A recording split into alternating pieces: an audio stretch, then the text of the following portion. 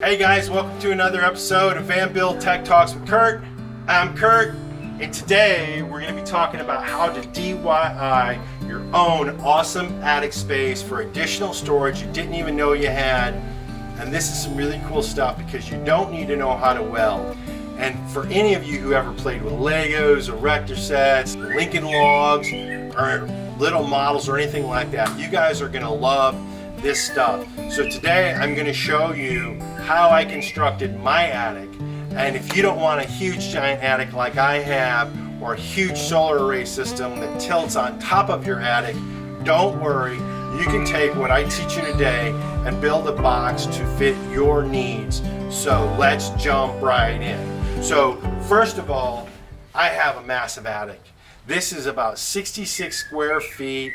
I've got two linear actuators, so that's a remote tilt lid on it. I can access it through panels in the side, and it's just extra storage space that I didn't have. And so when you live in a van, sometimes every little bit of extra storage space makes a lot of sense. But the key element to this was 80/20 extrusion 10 series channelized aluminum. Show of hands, raise your hand if you guys have ever used 80/20. Hands. I'm not seeing a lot of hands, but what I have seen is a lot of videos on YouTube where people are starting to use this in their van conversion. It's pretty pricey, but it's also pretty handy, especially if you don't know how to weld and you want to make a unique cabinet, cupboard, shelf, or a attic box like we're going to talk about today. And so the channelized aluminum comes in all different kinds of shapes with tons of different fittings. I'm going to go through what I used in each of those, but I would encourage you, and I'm not in, I don't get paid by 80/20 or anything like that, but I would encourage you, if you're interested in 80/20, go to their website. It's very dynamic, and play around on there, and you'll find all sorts of cool stuff. But anyway, in addition to the channelized aluminum, there's a ton of fittings that go with this stuff. And the way this thing is designed is the channels allow for the fittings to go in there. And so you can slide sort of a channelized a nut fitting similar to this in the channel, and then just bolt through your fitting into that. And those seem to be pretty solid. Now what I use mostly in my build was a little 1/2-inch carriage bolt. The top of the carriage bolt fits in the slot, holds in there nicely. I just felt like that was a little beefier way to make these connections and fittings work. And then also for your intersections, for like your 90s, there's all sorts of fittings for that. There's internal fittings, there's external fittings, there's just tons of stuff of hinges, handles, all sorts of stuff. You guys will have to click on there and see. Now a couple things about where to buy and pricing and all that other stuff. Some people have said that buying the actual channelized aluminum, they've done better in buying it on Amazon in small quantities, or if they're doing a small project. For me, I went right to 80/20.net. I did all my takeoffs on what material I needed and what I need milled, how I needed it finished. I sent them the list of stuff that I wanted, and I think it was about 6 weeks later, they sent me all the material back. That worked out well for me. Again, I think in some cases it's a bit more expensive. If you're going to do a one big order, maybe the easiest, you decide. But for the fittings on 80/20.net are pricey. And everything I've ordered from there has been extremely high quality, but you can find fittings on the Amazon or the eBay for a much better price. Now, as you guys know, when you go into the Amazon or the eBay, sometimes you sacrifice quality a little bit, sometimes you do just as well, and so you can manage that how you will. Most of my fittings I did get through either the Amazon or the eBay, and I've linked some in the description for you guys to look at. And so here you can see how this carriage bolt actually kind of slides into the channel, and that's sort of how you attach the myriad of fittings that you might need to build this. And so just a couple high notes on the attic. As I talk about this and how I built it, I'm going to talk about it from the storage box, and so the attic frame, if you will, so the box that attaches the panels, the hinge line, and then also the attic lid. And so those are kind of the two different pieces I'm going to talk about in terms of how I constructed those. And then when we look at the attic storage box frame, that big box in the bottom, we're going to start by looking at how I constructed the bottom, and then how I constructed the uprights, and then on top of the uprights, how I assembled that top piece to that attic storage box frame. And then we'll talk about how we built the attic lid frame, and that is how we attach that lid frame both to the solar panels and then attach that hinge line to the bottom box so that it will actually tilt. And so we're going to jump right into this. And so if you look at the top view of this attic frame box, this is what the bottom looks like. And so you can see there's an outer frame, which in this diagram is in blue, and what I used is the rounded curved outer frame extrusion pieces, and that gives it a real nice smooth rounded edge, and I really like that. And what's cool is they have these sort of milled corner pieces, and you can see what they look like right here in this three-dimensional drawing. But what that does is that takes the corner and brings them in, makes a nice rounded smooth professional corner, and it really tightens that corner up and is really actually pretty strong.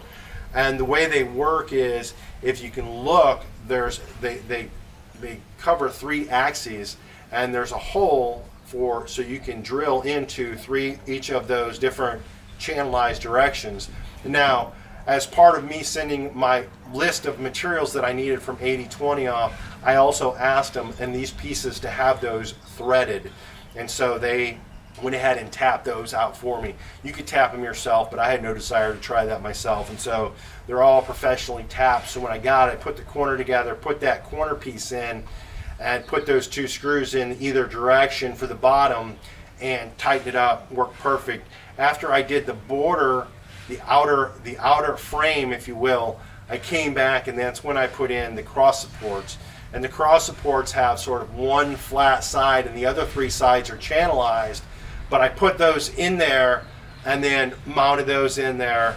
And so now, if you can imagine, on the garage floor, I have the whole outer frame, I have these 3 cross supports, and then there's 2 other 2x2 inch posts that make up this, and I call these sort of the linear actuator footers, because the linear actuators, I have 2 linear actuators that push up and tilt my panel lid or my solar panels, and so this acts as the base for those. And so the bottom of the linear actuator is mounted on that, and it gives it a lot more strength and makes it really solid, so that, because those are going to be pushing up all the weight of that solar panel and basically holding them down. Now, I did not put these in until I actually got it up on the van, but I do consider it part of sort of that bottom floor to the attic box. And then after that, I put in the uprights. And so this is a side view of the attic box. And so I've kind of moved the hinges up and out of the way so that you can see what the frame looks like itself. And so on the corner pieces, so 4 corners, on the uprights, again, I used the rounded piece. And so with that nice little milled corner section, you can see how right here that upright screws attaches right into that bottom frame, that bottom outer frame. And so I went around and put all those uprights in. Now, the ones that are corners, they have one flat side, and so that flat side just gives me a nice, smooth finish look across the whole entire box. I came in later and put the panels on, and also the wind deflector on the front. But once the uprights are in, that's when you can start constructing the top. Now, the top view looks very similar to the bottom view of this attic box, with a couple exceptions. Number one, I've flipped these round extrusions, these bullnose extrusions, over so that I have a rounded, on the bottom I have a nice rounded edge, and on the top I have a nice rounded edge. So I go around on the top and I put around that outer frame border, attaching them to the uprights as I go. Then I come back in and put in the 3 cross supports. Now you'll notice there are no supports where the footers were, and that's because the linear actuators actually come up through the top through there. And yeah, and so that's what the top box looks like. And let me just kind of show you, now that we pushed the panel doors down on the actual frame box, you can see what it looks like from the side view. So the panels cover up the frame, and then I have the wind deflector in the front. We're going to talk about the lid, but first I'll show you what's up on top. And so I have 680 watt solar panels for a total of 1080 watts. This totals about, so I have 2 rows of 3, if you will. This totals about 177 inches by 54 inches, giving me what's underneath there, about 66 square feet of storage inside that box by about 12 inches. So that's great. But underneath the solar panels, there's an attic frame lid. And so the solar panels are going to attach the lid. I'll explain that to you in a minute. But let's talk about how to construct this attic frame lid. Now on this, I did not use the rounded bullnose pieces. Instead, I used the flat pieces with 1 flat side and 3 channelized side. I just made those go all the way around. So I made sort of the frame in the same way that we talked about with the floor. Then I put in the cross supports, the 2 cross supports. So I put a header across this attic frame lid. Now the header is 2 2-inch square tubes, so 2 by 2 square tubes. There's 2 of them. I liquid nailed those together, so they're like solid together. And then every 12 inches, I bolted those together with big fender washers to make those, that 2 by 2 more like a 2 by 4 beam that goes across there, and what I call the header for those panels. So the linear actuator hooks into the top of the linear actuator, hooks into that header, and that's actually what pushes up that whole entire panel. And so it's a very important part of it, 2 by 2, and that's what I used to make that attic lid frame. After I made the frame, I set it up on top of the box, and then I had to put the hinges on. The hinges are what connects the attic lid to the attic storage box. And so I used, on one side, I used 12 hinges. These are, I think, 1 inch by 3 inch hinges. I used about 4 hinges per solar panel, or per, you can see the diagram right here. Across the one side, I used a total of 12 hinges. And so that gives that whole side a really solid feel, a really good stable hinge point as that pushes up. And then to mount the solar panels, what I did is on the bottom of the solar panel there's a lip, and I drilled a hole into those so that I would have 7 places to attach each panel to the solar frame lid. And so essentially what I did was I took those half-inch carriage bolts and put them in place. So everywhere you see a circle on this diagram, I would have a 1/2-inch carriage bolt sticking up. And then so once I had them all in the right place, I just set the panel on top of it. The carriage bolt would go up through that hole in the bottom of the frame, and then I just took a nylon lock nut and put on top of that and tied it down. And so by the time you get all the panels on here, what you end up with is a really solid kind of like one huge panel lid that all kind of bolted together, kind of strengthens the whole thing and makes it pretty solid. That's how I constructed the attic box. Now again, if you have in mind that you want to make a smaller box or wider box or whatever you want to do, then you would just adjust the dimensions and use whatever type of fittings. You don't have to use solar panels for lids. You can make your own lid or whatever. It just seemed efficient to me to have solar panels up there working as the lid. Now, a lot of people ask me how I mounted this to the top of the van. What I used was attaching rails, and so I used 2 long double channelized extrusions of the 80/20, and so to run down either side of the van the full length of the box. Now, as I described earlier, I couldn't get a single piece that would carry that whole length for shipping purposes, so each side is actually 2 pieces, but they're butted together and they sort of look or act as one. In the top of this channel at 12-inch centers, I drilled a hole down the whole distance of both rails. And so now I've got the channelized rail, holes 12-inch apart. I took those channelized rails and put them up on top of the van where they were to be mounted. And then through each of those holes that I had already drilled, I drilled a hole into the van. And so yeah, at 12-inch centers down the length of the van, I have holes in the van. Once I drilled all my holes, I took the channelized back off, and then I prepped those holes for rib nuts. Now, if you guys haven't ever used rib nuts, they can be super cool, and they can also be a super pain in the ass depending on what you're doing with it. In this case, they work super cool. To prep the hole, you'll want to sand that out, clean any burrs off, wipe it good, and I used an acrylic appliance, epoxy appliance paint they use for painting appliances. That's what I used. I painted that, and then from there I put the rib nut insert in. Now you need a special tool to use these rib nuts. I'll link it in the description. But in each of those holes that I had drilled, I went ahead and put the rib nut in. Once I had that, I cleaned everything up real good, and then I came back with butyl tape. And now this butyl tape you can find in any RV store, you can find it online, but it's actually made for the purpose of sealing up windows or whatever, roof vents and things like that. So it's specifically made for this type of application. But I ran that down the whole length of the rail, and so that went over the rib nut. It actually straddled over the top of the rib nut. So I pushed that down real good, and then the rail came in on top. Now I used stainless steel bolts to lag down through the holes that I had drilled in the rail and down into the rib nut.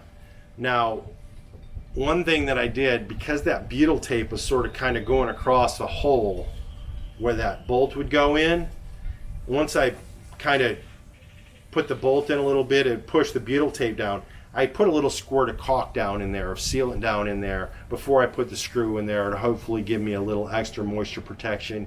And additionally, along each side of the rail, I went down and ran a bead of caulk. And so essentially what that gave me was the butyl tape and then a bead of caulk down each side, and then the caulk on the top. And so I sealed that up nicely so that no moisture would get in there. And so once I had both rails on for the complete length of the van or the box, then I set the box on there, and the box actually at the bottom outer frame mounted to those attaching rails with an L bracket.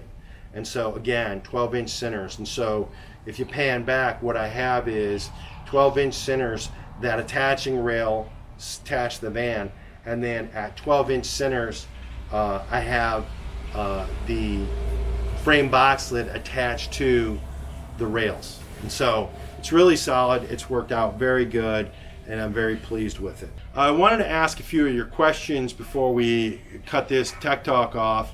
And I get a lot of questions about the effects of the wind, having the bigger top up there, and the effects on gas mileage and things like that. And so what I will say is that the wind diverter has helped out tremendously. So anybody who's going to put a big sort of flat surface up there and drive into it, probably some kind of wind diverter would help. I mean, guys, it's a van, just like any box truck or van or semi, anything with a big flat surface. When the wind hits it, it moves it all around.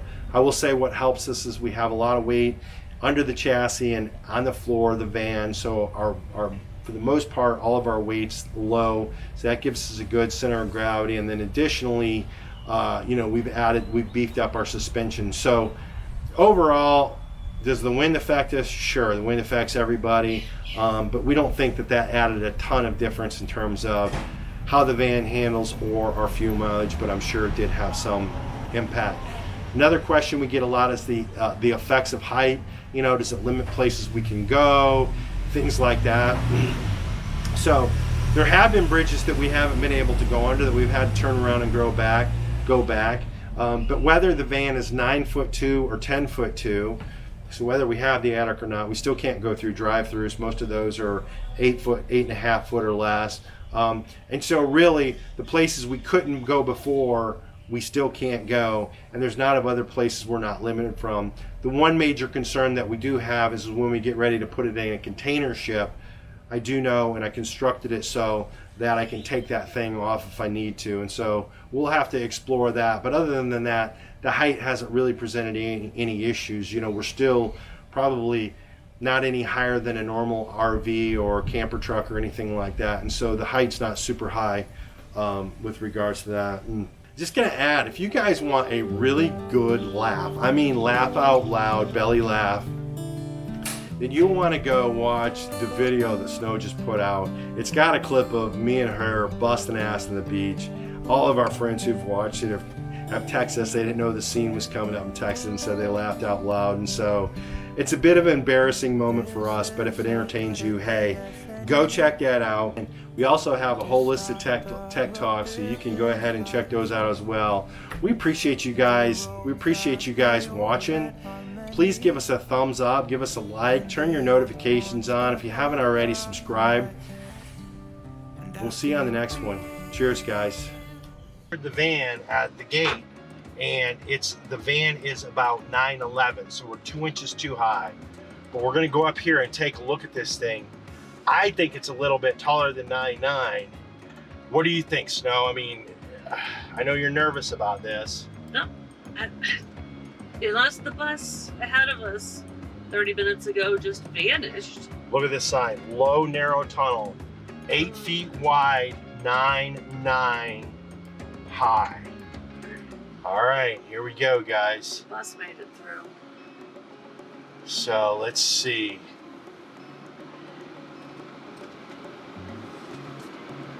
Uh-oh, here we go. We're going through the eye of the needle. Please don't vlog while we're in here, just focus. We're focusing on the eye of the needle. Here we go. If you like this video, be sure to hit the like button, subscribe to our channel, and hit the notification bell. If you want to help support our videos, be sure to check out our Patreon page, where you can join the journey and see some behind-the-scenes action. Thanks for joining us, and we'll see you guys in a few days. It's going to be close, guys. It's going to be close, guys. It's going to be close. We made it. We made it through. We made it through the tunnel. We made it through the eye of the needle. We threaded the needle, guys.